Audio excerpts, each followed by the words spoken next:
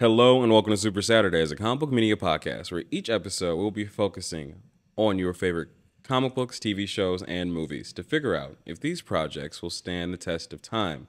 I'm Damon A, and on today's episode, I am joined by. Seye. All right, on with the show.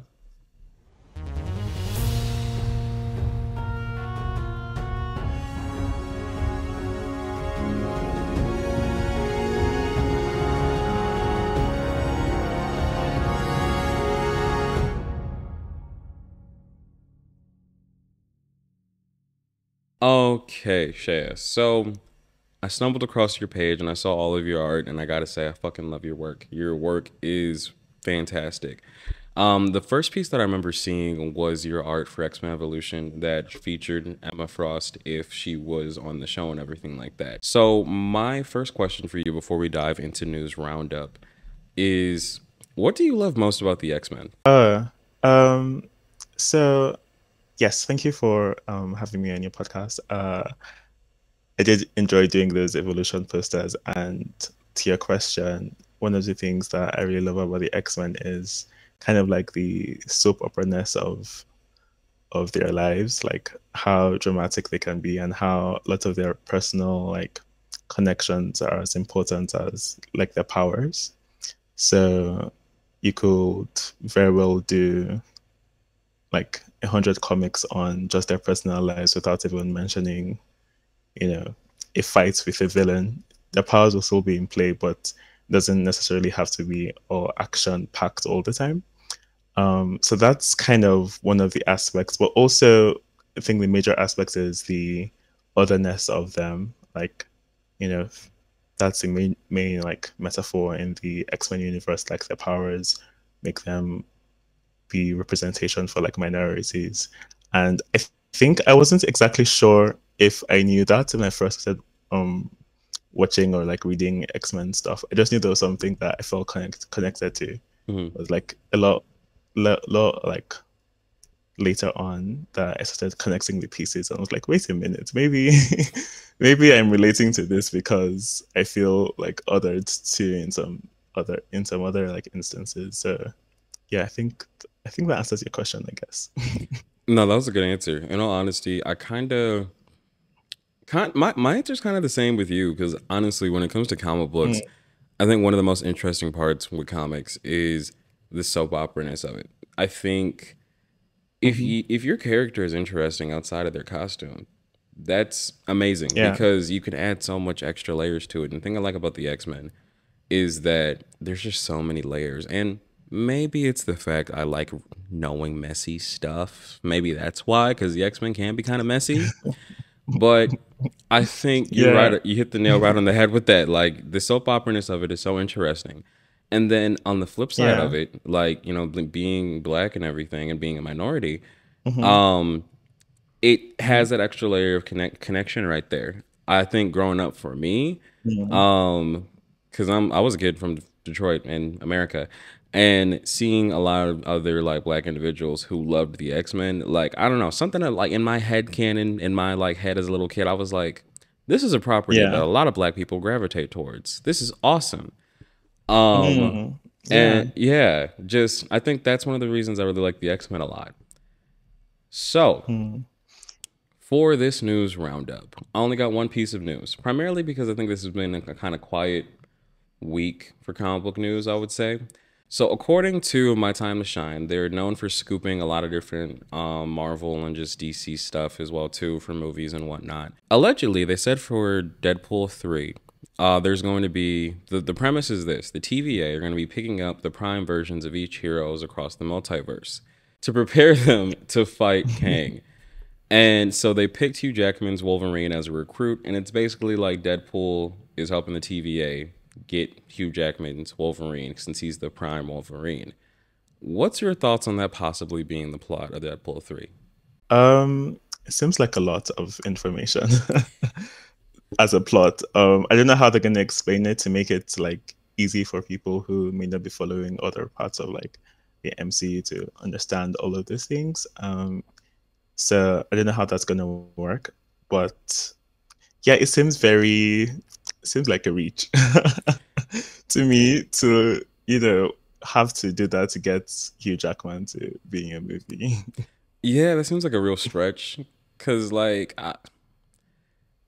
and something about saying like, oh, he's the prime, like the best of the best, the main person, the main Wolverine. It's like I love Hugh Jackman. I feel like we can all agree we love Hugh Jackman, but it's like Yeah. I'm okay with somebody else. I'm okay with just doing something else without having to do all the extra stuff. Yeah, I think also we haven't been introduced to other Wolverines as a concept, Mhm. or there are many other versions of other characters in the MCU as a concept. So I think it's asking a lot of the viewers to assume that this makes sense and that, okay, since we haven't seen anybody else, let's just believe that Hugh Jackman's Wolverine is the best Wolverine. Let's just all collectively disagree. We're just gonna like shut off our brains and just be like, you know what? I'm gonna just sit down. Yeah. I'm just gonna sit down and allow this. It's okay.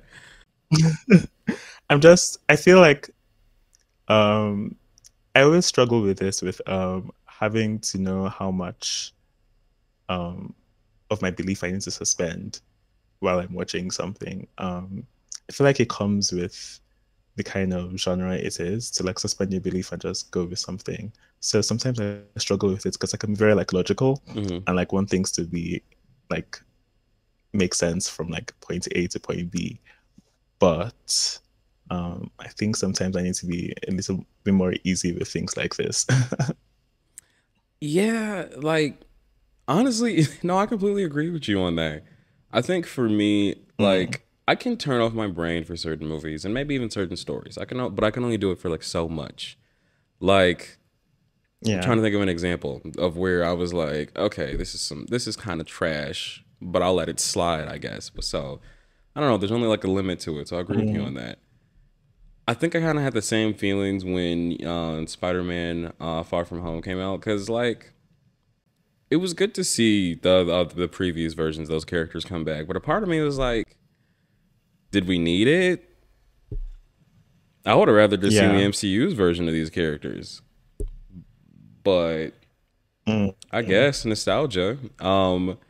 So I know we talked a little bit about why you enjoy the X Men, but my next mhm. question for you, actually three questions, is what was your first exposure to the X Men? Like, what was your first moment you remember seeing the X Men or finding out who the X Men were? Yeah. The first time I remember seeing the X-Men was from the 90s animated series, if I remember correctly. I think that was it. I was in Nigeria at the time, and um, we at that time I don't think a lot of our like TV programming had like set like times and like schedules for things. So sometimes you're just watching TV and something pops up and you're just introduced to something new like that. So that was it. And seeing those like characters and like powers and stuff like that really drew my attention.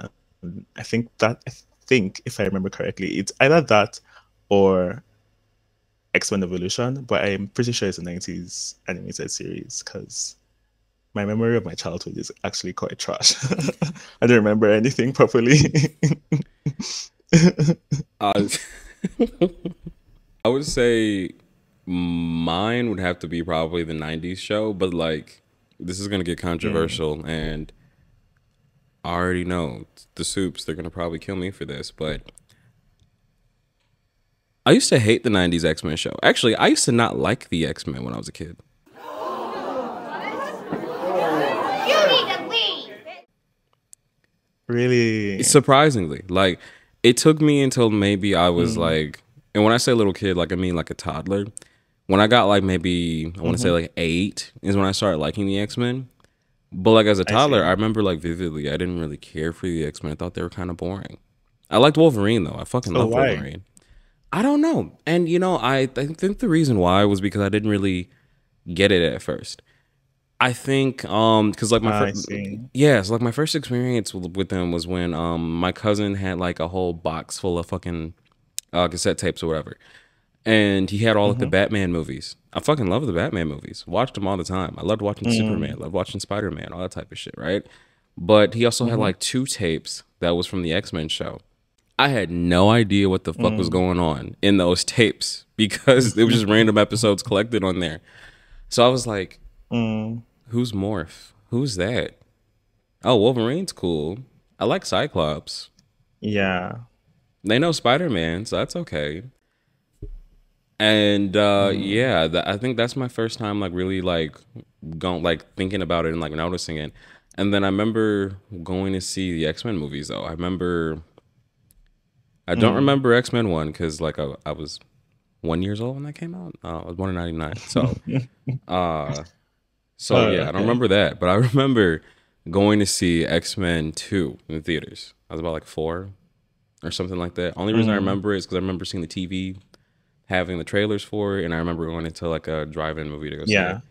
And the movies were kind of just like a little boring to me, but not too boring. It was weird. Like I like it was like I liked them, but like I didn't. And I don't know how to best describe it. It was weird. It only just as I got older, Yeah. I started like really liking them a lot. Was there something in particular that convinced you or took you over to liking it? I think it had to do with me liking the Marvel universe because I remember watching Spider-Man the animated series a lot. And I remember watching the episodes where the X-Men came on the show. That's when I started liking them more. And then starting to read comics where some of the X-Men were there. Like I remember one of my earliest comics was like a New Avengers comic, and Storm and Wolverine were in there.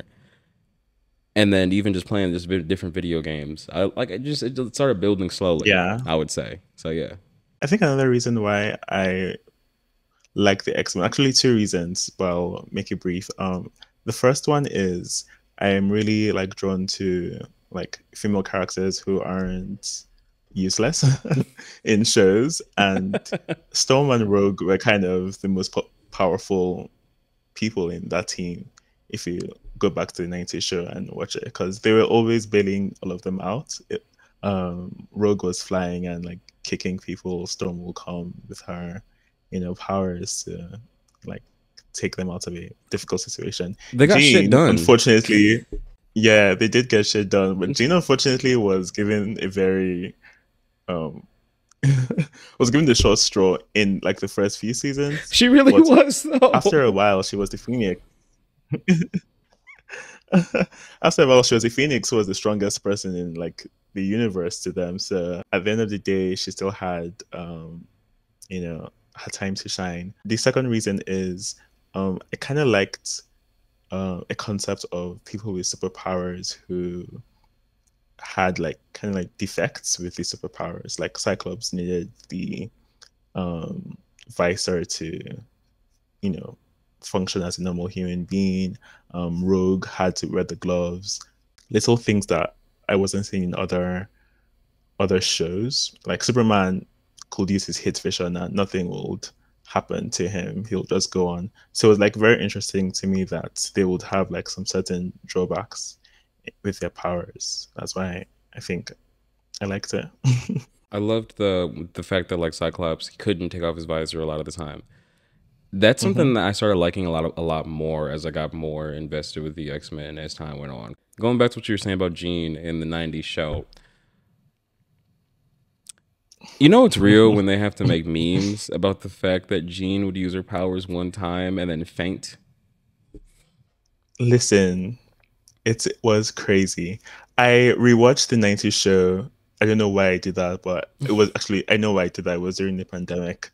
I rewatched the 90s show and I was literally this close to making a supercut of Jean fainting every time she either used her powers or screamed Scott or something, until I realized I'm not the first person in the world to think of this, and so that there were actual YouTube videos of it. Oh But my yeah, it gosh. was wild. Oh my fucking god. Like it was just it felt like it was just Tuesday. Like, oh, it must be Tuesday. Jean's fainting again. Well, actually, since we're talking about different mutants, who was your favorite though? This is where the this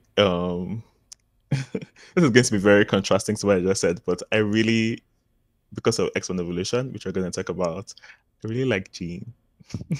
For some reason, I was actually drawn to Jean in X1 Evolution. That was the animated series. It didn't really click for me. Mm-hmm. But I think it was evolution that kind of um, made me like her. Why I liked her, I don't know now if it's because I liked the telekinesis ability or I liked her and that's why I like telekinesis. So again, my memory is really terrible from like my childhood. So I can't really point why that is. And also the Phoenix was pretty cool too. Mm-hmm. And I think I mentioned this to someone recently, but seeing a character who everyone assumes is weak but has like potential to be a lot stronger, kind of like an underdog in a way, but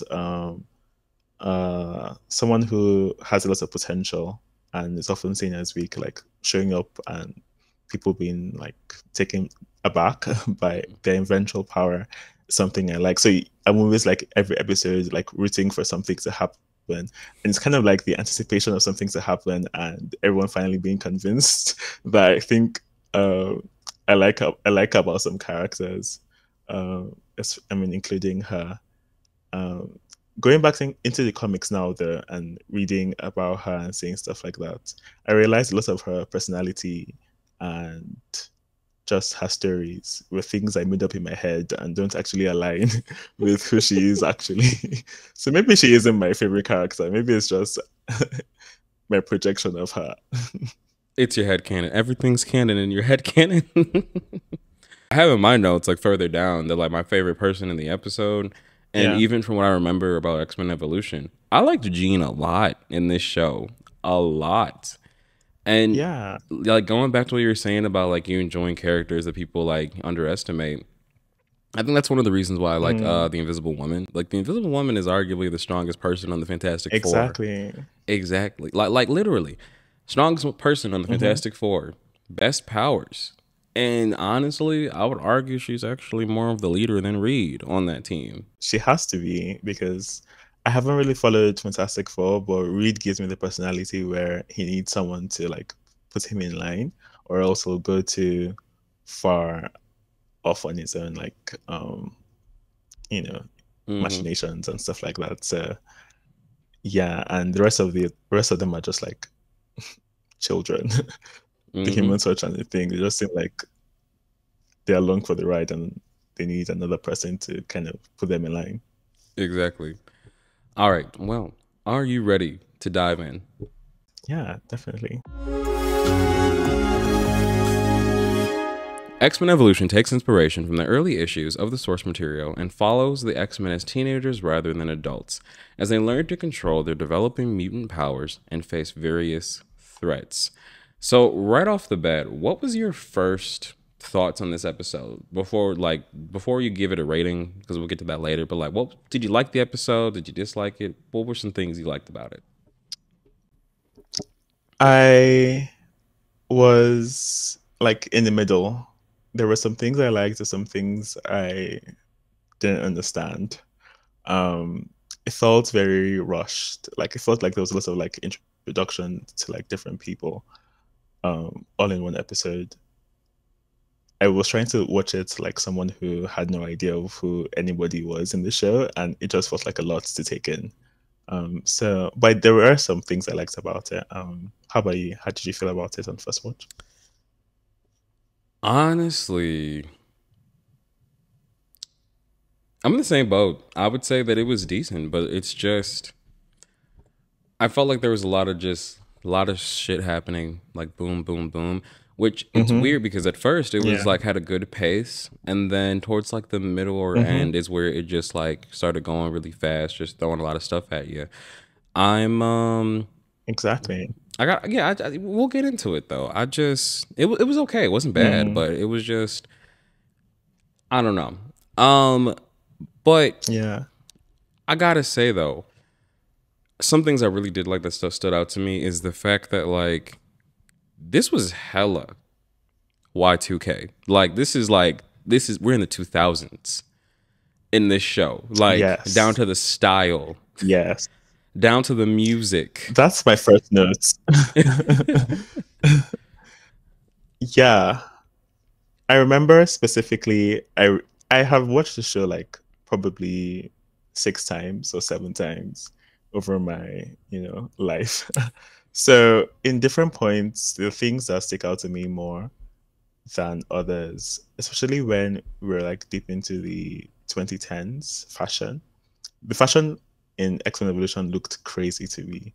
Like, did they have huge pants? Why were their boxers out in their like t-shirts tucked into their boxers?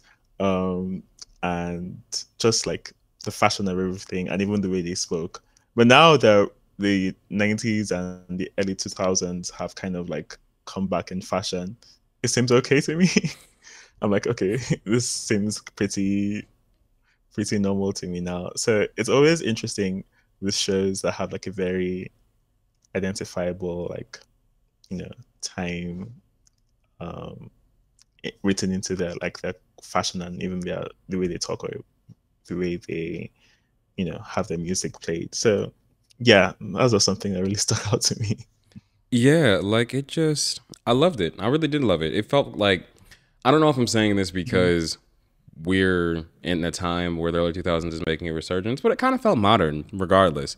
But then I think that's also how I felt Mm-hmm. when I was a kid watching it again in like the 2010s. I kind of still felt like it felt modern. And it Mm. made the characters feel like teenagers, which I think there's like a thin line when you watch something and you're watching it and you're like, this sounds like a 30-year-old man wrote that shit. This kind of Yeah. like it had those vibes and moments, but it also felt like, okay, you know what, I could buy, the use of them talking in this way or the way that they're acting and even their Mm. personalities. I think the thing that took me aback though was how within like the first couple of scenes, because we're at this football game and Mm-hmm. the hip hop music was playing and everything, like along with like the score. The part that really got Yeah. me is when Cyclops is on the bleachers and he notices that Toad is like pickpocketing the people. He's like, "Yo, check it," and I'm like, "Oh, okay, we're doing that. We're doing that. Okay, We are. we're doing that." Like I had to take a minute and pause the show after that. I was like, I forgot how 2000s this show was. Okay. Yeah, it goes on like that throughout. Like lots of the Brotherhood, if you continue watching the show, talk very, very that. I actually never like I finished season one. I want to say like I did like a Mm, little rewatch like a year or two ago. I only finished season one, but I've never finished the mhm. entirety of X Men Evolution. I don't know why it Really? is. Yeah, like I remember because I have like a lot of memories for X Men Evolution. I'd say I remember watching it as a Hmm. kid and loving it. I think this show was also another reason that got me to Mm, like X Men a little bit more. I remember yeah. in like 2006 when they had like Disney XD, that channel or whatever, and they did reruns of Hmm. it and played it Hmm. like all the time. And I'd watch like just random Yeah, yeah, episodes here yeah. and there. But Hmm. no, I never really like watched it in its entirety, which I honestly kind of regret Mm, not doing. Cause I'm honestly left with a couple of yeah. different questions on it. Like because Jean and Cyclops aren't together right off the bat. So, do we watch their Hmm. relationship really develop in the show? Is that something that happens? Yeah, they do. It does actually. As time goes on, there's a little bit of, love triangles here and there, miscommunication, all those like teen angst, teen romance kind of tropes definitely do play. But I think at the end of the show, they're together. Um, and yeah, like I mentioned, I watched the 90s series and this when I was in Nigeria, the first two seasons of X-Men Evolution as in Nigeria, but that was where it stopped in our um, programming. It just never continued for some reason. Then I think I traveled to the UK with my mom in 2005, and then I saw that there were newer episodes there, and it was really like annoying because I really wanted to watch all of them. So I got back home, I learned how to use torrents, and I got those got those things on my computer, and that's how I finished finished watching the show, and I watched it a lot more after that. So yeah, No you need soups. to go back to watch it. Now soups. We don't support torrenting. This was in However, the early 2000s or it late doesn't count. 2000s. Yeah, it was back then. It doesn't count. It's okay. Statute of limitations have passed, I think. I hope. Hopefully. Oh my gosh. But you know something, this episode was pretty interesting, I'd say, because after the whole baseball, not ba- the whole football game is going on and Football. everything. And like I said, I was left with those questions because we're seeing that Jean and Cyclops aren't really there together, and it looks like she has like a relationship with this jock, Yeah. who is an asshole. Might I add? Like, I don't even like him. I don't really remember his name. I think his name's actually no. I think his name's Duncan. I have it in my notes.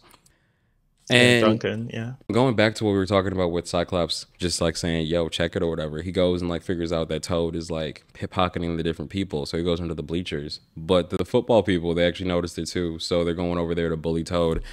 And my question for you is, what do you think about Toad as a character in this episode? I think people are being really mean to him. throughout the episode, people are being really mean to him. First, they said he smelled. They found him annoying. They just found his entire personality to be trash. And literally every scene he was in, someone made a comment about how he smelled. So if it was really bad that people were just being like super mean.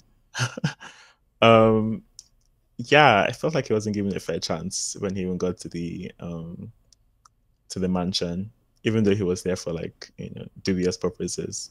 I felt like even Storm was saying Xavier was being too like good-hearted to be considering him to join the X-Men. You know something? I didn't put that in my notes, but I just remembered that was something that Storm said. And I was sitting there thinking about it when she said it. I was like, I mean, him and Nightcrawler just got into a little scuffle. You guys get in arguments all the time. Yeah. That's a little like, I feel like the episode should have like been maybe like, it should have been like a two-part episode where it was like, nice little pilot that gave us more reason to suspect that like, Toad really shouldn't be there. Because all he did was just pickpocket, and he was a little like rude, but like I think it was more of him just being reactionary. Like people are being mean to him, so he's like, returning energy, I guess. Yeah, exactly. I'm assuming it's because of his mutant abilities he smelled that way. So if they're willing to give Nightcrawler or Kurt the watch that changed him, they could give him some deodorant. Like it's not that terrible. But like I can imagine how much that watch must have cost to make.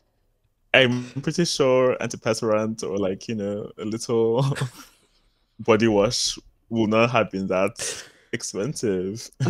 Who do you think would be the one to give them to give Toad the body wash or deodorant? I think Jane probably would give him some suggestions, and then Storm would give him like a body scrub to use because he wasn't still washing himself properly. Then after they all gave up, Xavier would like mind wipe him to convince him to actually do proper cleaning. That's how it will go. Honestly, I could see that. I could see like it just being conversation. Jean is like, hey, maybe you should, I could see Storm just going ahead and getting a basket. Just like a nice little gift basket, put it on his bed. Oh gosh. Yeah, definitely. Yeah, nah. I don't know. I think they could have been a little bit nicer to Toad. Justice for Toad. Yeah. It's justice for Toad. Within the first 3 minutes of the show, we got a classic Jean shouting Scott when he was in that fight and his laser started flying about. It was like, yes, this is the X-Men. Honestly, yeah. No, my favorite thing right after that moment would have to be when it kind of like checked off the boxes like for a classic X-Men story. Jean has to say Scott maybe like once or twice. Cyclops has to go full Velma and lose his glasses. And then my favorite my favorite one is Professor X has to do his gaslighting on at least one person. And he did it this episode. He gaslighted the fuck out of that police officer. And, I just love it. I love it. So, Yeah, Before we hop into the rating part of this episode, is there any other things you wanted to bring up about it, or any finally closing thoughts about the episode?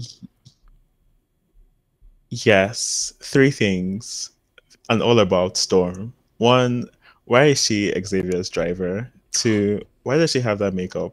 Three, why why did he make her older than the rest of them? Shay, you can't. No, the makeup is just really. It's not like I have any. Shay. Actually, you just reminded me. I was gonna ask you your thoughts on making Storm older, Right. but like you went for the makeup too. Yeah, I just feel the way it was like drawn or illustrated didn't just make sense. Like I liked that she had makeup on. I like when characters have like little like identity. I mean, little like things that are different from other characters. But it just felt like they used like a soft brush, like a soft airbrush on her cheeks for the blush, and it just looked very strange when there's nothing that's like soft in the rest of like the drawing process. I mean, drawing like aesthetic. So it's just like, why was this done? But I can't think of another way they'll have done it anyway. So I don't feel too hung up about that. But Now that I think about it, the makeup that was chosen, it kind of doesn't look like it fits the skin tone either. It looks a little too light in comparison. Like it looks like it was just dusted yeah, on. Now that I'm like thinking yeah, back to it, mm, and mm-hmm. I think it also goes into my thoughts on keeping Wolverine an adult. I like that. That was actually pretty cool because we didn't have to see that love triangle. I think it makes sense Yeah, yeah. But because he's a really old man and he has been the same, like he's looked the same for a long time. So I think it makes sense in that way. exactly. Now on the flip side, Mm. I would say making Storm an adult, and like not like she's in her 20s, like she's a grown ass adult. Mm. I think that was a Mm-hmm. problem. I would have wanted to see Storm in the school, and I would have wanted to see like her and Yeah, Jean have that friendship. I know that like Jean becomes friends with like Kitty when she exactly. comes, and a little bit with Rogue when she comes later and everything. But like, it Mm. doesn't really feel the same to me. I feel like Storm should have been in their age group. Yeah, I feel like it's all been so because it's all been so good for like her character because it really aged her up for me just generally because this is one of the like building blocks for my love for the X-Men. So in my mind, I still feel like Storm is a lot older than the rest of them, which isn't true. So Hmm. that has kind of like warped my mind in terms of this. But also, we'll just have loved to see how she would have been in like the school setting, being a teenager, and how her like relationships with the rest of them would have been, especially like with Jean and yeah, the rest of the characters. I think why they might have done it um, is because like during the season, the new character Spike comes in, who Hmm. is her nephew, and there's that like nephew aunt dynamic that is there. I mean, I was talking to somebody on about this on Twitter that she could have just been her. I mean, his like older cousin. I think it was still Yeah. like made sense for the story. But I think another reason is like over like the course of the show. Um, one of the things I like about X Men Evolution is that they pit like one good character against a bad character as the show goes on. And they have like reoccurring fights. So I think her and Mystique always had like a fight going on, and them being about the same age, like just visually kind of works. Um, yeah, like Kurt's person that they pit against him is Toad, and they were introduced in the same show, in the same episode. Same thing with Kitty and Avalanche, who was introduced in the next episode, episode 2, which I watched immediately after I watched episode 1 because I just wanted to see what it would be like. And it was actually, I think it was actually a better episode. It was a lot more calm and also made me realize why I like Jane because she was involved in the episode too. Yeah, that's pretty much it. Honestly, I agree with you on that. I feel like if Storm was there, you could have lent itself to more interesting stories and stuff like that. I think Mm, I know that the Morlocks do come later in the show. I think I remember seeing that episode. Honestly, I could have like imagined Yeah, the whole rivalry between her and Callisto. yes, Callisto. That would have been interesting, like to see if they both were teenagers. Say, for example, the Morlocks had like an organization Mm, under the school or something like that. Like just change it a little bit, or even yeah, like showing her yeah, butting heads with Cyclops to be the leader of the X-Men. They're the same age, so like it would have been like exactly. interesting to see that. And also, I feel like Mm. if Storm was a teenager, she would have been serving in this show. She would have been serving looks in this show. She would have been. She would have actually, yeah, actually, I'm actually because I did that whole Emma Frost thing, evolution thing. People have asked me to do Storm, like a concept of her as a teenager, and I really want to do that. I'm extremely like overwhelmed with stuff in my life right now, so I Mm. haven't done it yet. But I really want to do it and see how it looks like. Um, Obviously, I think I know that they had their reasons for making her older. Just wish it wasn't her. It could have been someone else. Yeah, it could have been somebody else, and I wonder because like they even like had Beast come along as an adult. So in all honesty, they really Yeah. could have just pulled from somebody else. I mean, maybe they just wanted to still have that older female presence there. Maybe, possibly, who knows? Um, Mm, but like true. I'm thinking there could have I been mean, somebody else true. there. You have like, yeah, you have like Xavier. Maybe they could have had Moira Yeah, come into the show and be like Xavier's like friend or like co-teacher or something. But they did need that like older adults, like female, because Xavier has a couple of children in his house. He true, needs someone to keep an eye on him. true, exactly. And going into like the history a little bit about this show. This show was made to Hmm. coincide with the movie that came out, but it also was kind of a reaction slash pseudo adaptation of Ultimate X-Men and everything, with the making them teenagers and all other Mm, type of shit. And I gotta say, hmm. I love when a show that is supposed to just be made to advertise something else ends up being really good. Mm, Like this show is mm, up there with that. Batman the Animated Series is one of those things. Spectacular Spider-Man, my God, yeah. Spectacular Spider-Man is a great example of that too. And Mm, mm, the mm. little bits that they did borrow from the movies that was kind of like there, and along with like even Ultimate X-Men, it worked so well. I would say Yeah. it worked really well with the costume design. Like they had black costumes, but they still had individualized, colorful costumes at the same time. Yes, yes, I love it. Stephen Gordon, who did the character art, the concept art for the characters, did such a great job. I mean, um, I follow him on Instagram, and Me too. I don't want to brag, but he he also follows me, and he likes a couple of some of my concept stuff.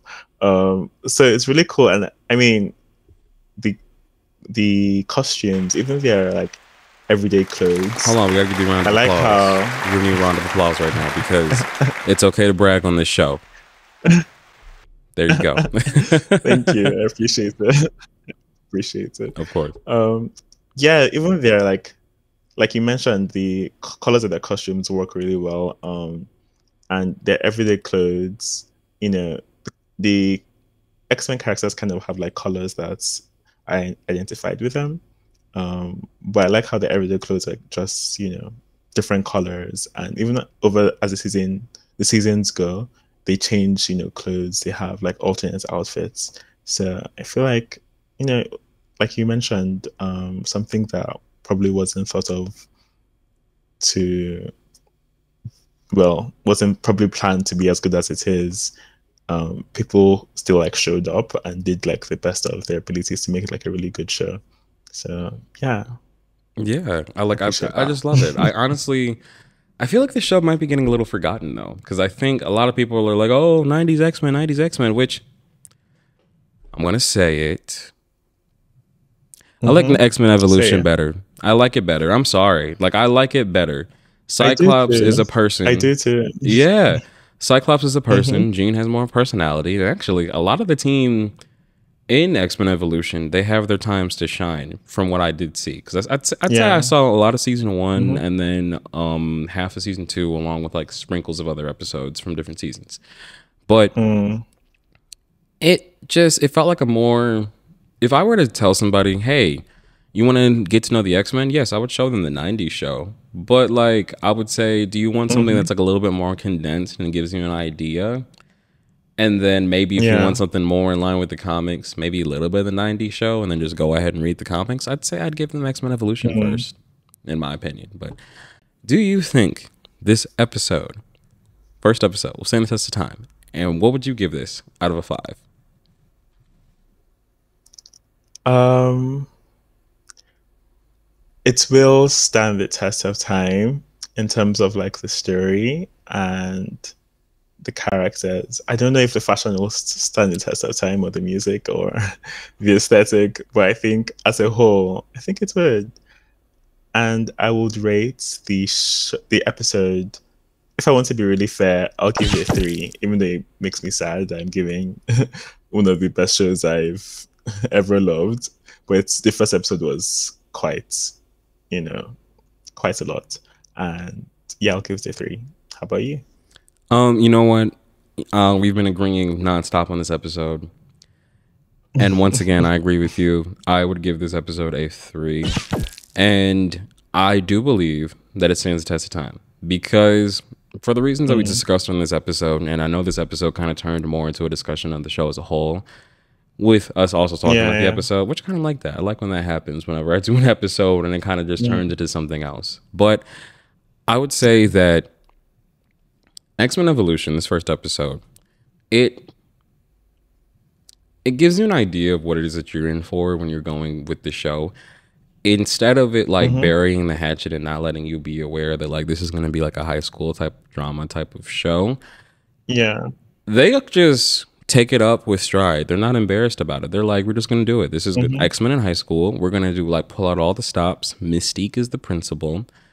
Love that actually. Mm. Magneto is like this looming force because Soup's at the end of the episode. Magneto shows up and he's scary as hell.